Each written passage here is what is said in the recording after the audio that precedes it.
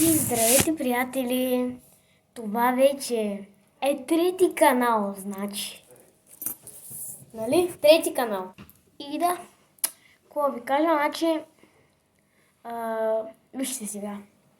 Ще ви запозная с плейлистите на този канал. Значи, вижте сега. Това е майка ми, която се казва Недялка. Здравейте от мен. Да, тя е едва на 42 години. Това е по-скоро моята майка, нали?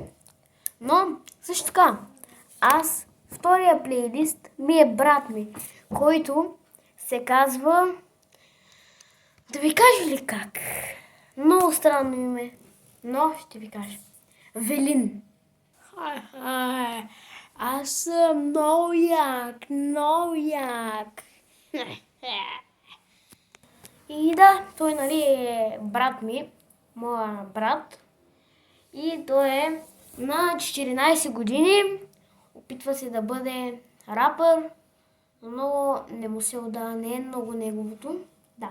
За сега вече се запознати с 42 годишната ни майка, която се казва Недялка, и 14 годишния ми брат Велин. Така. Следващия човек е сестра ми, която тя се казва. Да ви кажа ли как?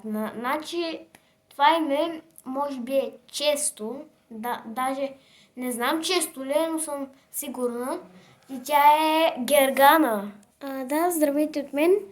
Аз съм сестрата на Велин и това Станислав. Да. Оценете ми косата от 1 от 10. Знам, много е дълга, но я оценете. И да, значи това е и сестра ми.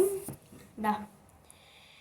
И дойде време, сега ще ви запозная с по-малкия ни брат, който се казва... Значи той се казва Филип. Да. Може би малко хора ще са с такова именно. И аз вече не знам кой има толкова... колко хора... Искам да кажа колко хора са с неговото име често срещано или рядко срещано. Не знам, но според мен е рядко. Да ви кажа. И също така, само да ви кажа, че на него все му е студено. Брат ми, ела, ти снимам за клипа, бе. Ела. Усей ме намира.